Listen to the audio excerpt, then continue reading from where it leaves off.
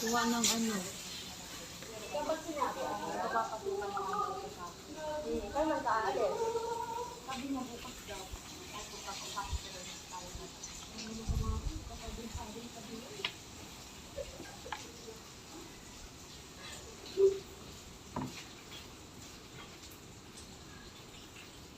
Kasi, in-interview kita sa office. Sabi mo, meron ka. Kaya nandito ako sa mga sinasabi mo dito, iba-iba ang sinasabi mo. Sana doon ka lang sa opisina, nasabi ka na ng totoo. Kaya kita in-interview eh.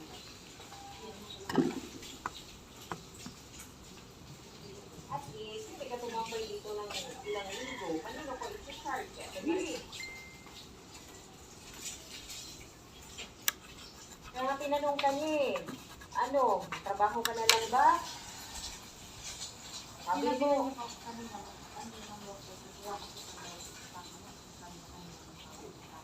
Kasi tinawagan din ko ng pinsan niya.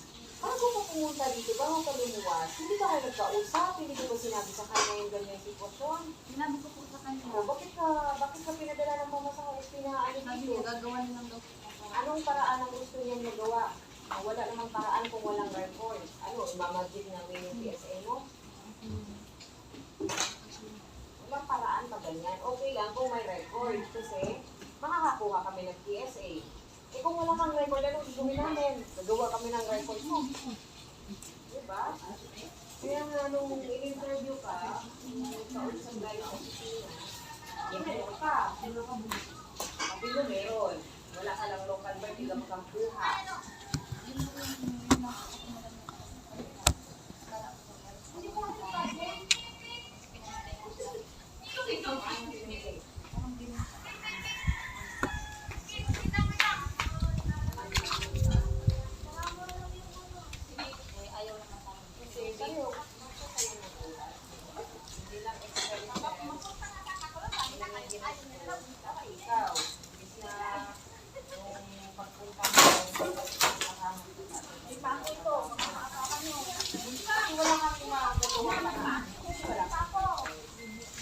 Paano namin maasikaso yung report kung wala kang record? Hindi ka nasasabi eh. Yung mga kasama ko nagsasabi sa mga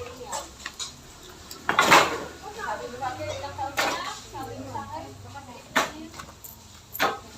Pero ilang taon ka na talaga?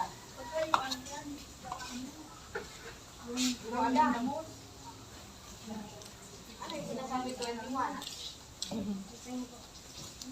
Pag 21 years old ka, hindi namin pwede.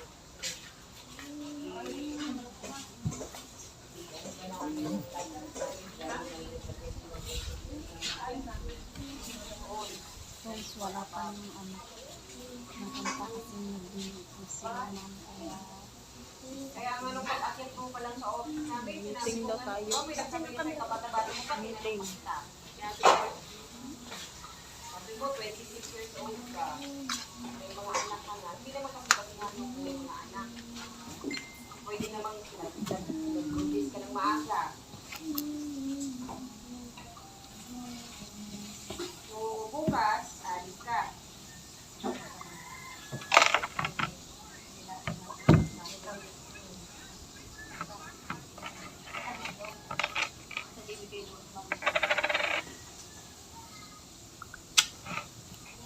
Basta-basta na may pangin dito yung mga worker eh. Tapos kinausap ng sige. Ano ka pumunta dito? Kasi sa'yo lang, sa'yo yung oras mo, sa'yo yung araw mo. Magpunta mo dito, pag-report mo sa office, sayang. Ano ka pa, nagpa-premed ka pa. Pang-medical ka pa. Kaninong charger yun? Inan ko muna. Wala. Ano? 10 pesos. 20. Ang bilis ko din umabutin ko sana. Aabutin ko sana. Para at least, alam mo, i-prove kami na umalis ka dito sa accommodation.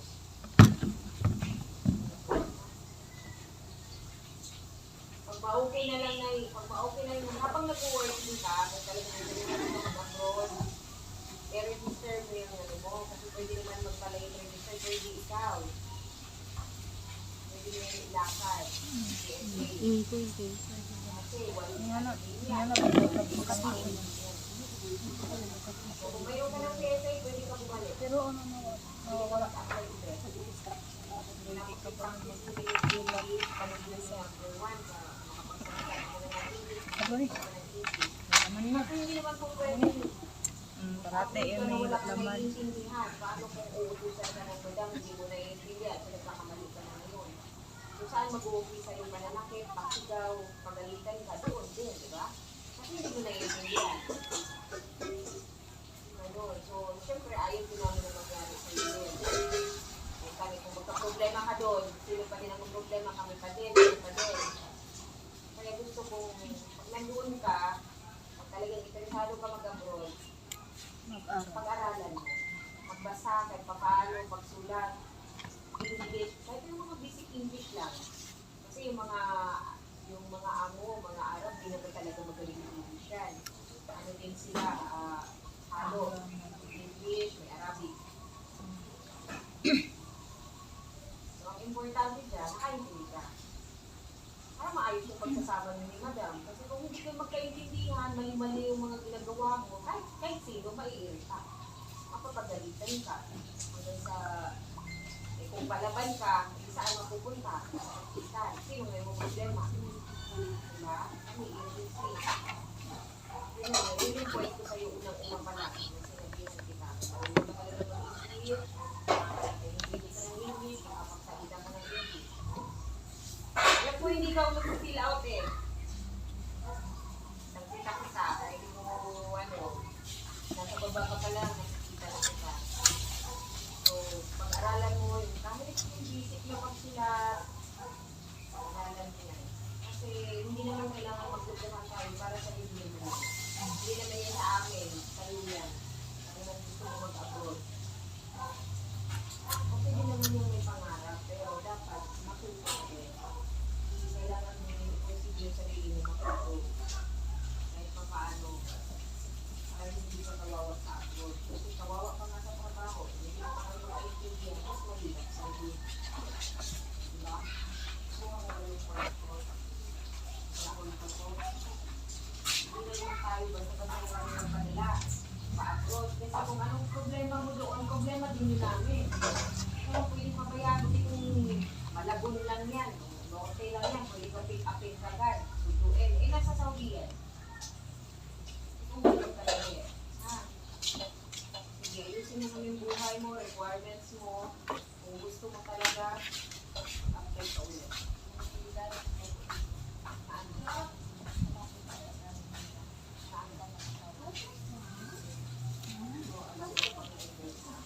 Pina-record na ba yung sobrang? Saan ba? Pamingol ba? Ay, nandito ko ngayon sa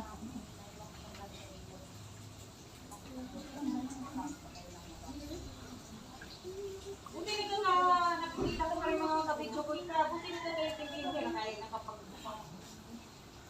Ano asawa? Magabi?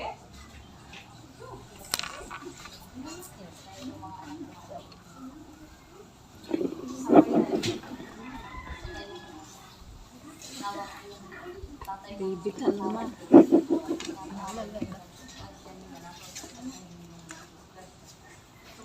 Baby ka naman. Hindi nakita ka di cellphone na. Hindi nakita ka di cellphone na.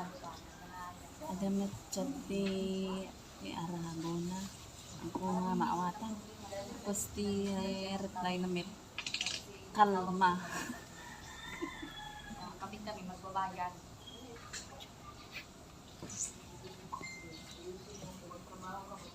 Mataba ka din. Mataba ka kasi. Katawan. Ha? Paano pag sa Saudi ka, butot balat ka? Mataba. Yan. Maantat mo bumulak ko pa na makita na ito ni Robert. Baka ko dati. Umayat lang ako. So, kaya na yan ha. Blood out ka lang bukas. Kasi wala talaga kami, kahit gusto man kitang tulungan, wala talaga kami magagawa sa'yo. Wala kang rifle. Ayusin mo muna yung rifle mo. Ano, paano mo lalo yung mga anak mo? Wala po. So, nung nag-aaral ka, paano? Hindi ka nagbigay ng PSA, ng library? Ano ba talagang napag-aralan mo, natapos mo? So, ibig sabihin, wala ka talagang napag-aralan? Bakit sinabi mo sa akin na elementary graduate ka? So, doon pa lang talaga sa interview, niluloko mo na ako. Kaya padala pa kayo. Hindi ba sabi niya sa akin grade 2, grade 3 lang siya. Elementary graduate ka. Hindi kasi nagsasabi ng totoo eh. Unang-una pa lang ang hirap. Mas mahirap talaga sa iya. Suminulit-ulit ka. Hindi ka talaga makakasulat, hindi ka makakabasa.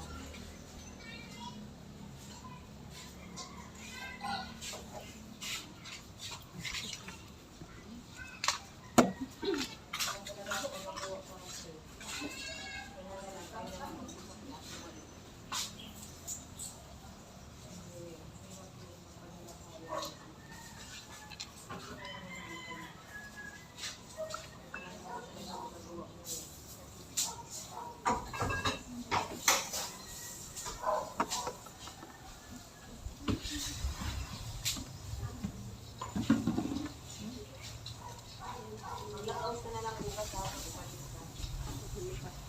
Ikaw, Inday, nag-out ka na. Pero kung sa'yo ito requirements mo. May problema po ma'am kasi yung mga ID.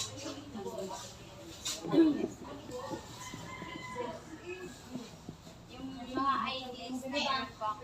Ilag yung... Na-check ba ng branch yan? Dala ko na kayo mana ka? Opo. Sila din naman sabi nila po ma'am, magpagawa na lang daw po kami. Then, pagpunta ko po doon, hindi po sila gumawa ng ID kasi hindi pa daw.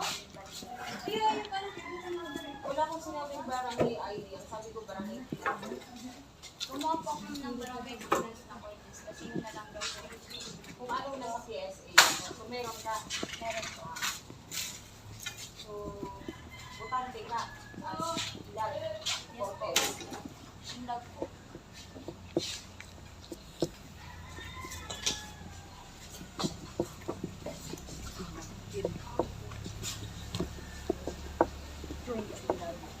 Meron ka. Meron ka po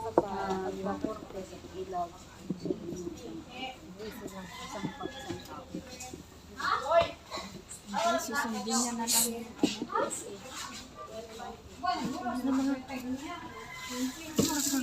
Pero ano pa rin yan? Ilag po yung 5 o'clock.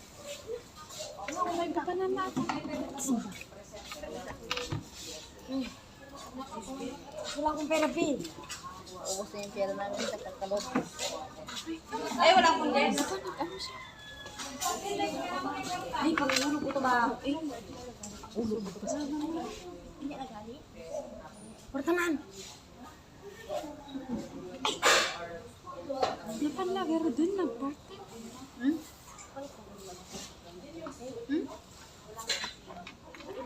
Apa ingay?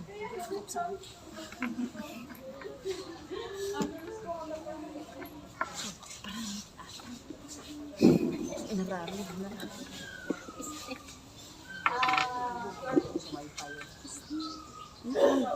Mga lang kami tibas mo panjay. Wow.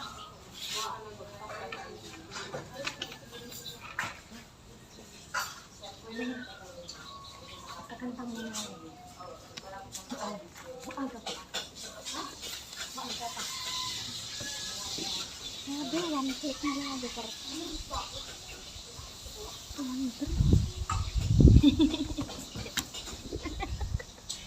Kan na tao. Ang bago amit mo. Madaw-daw yung kwarta. Makalipad tayo.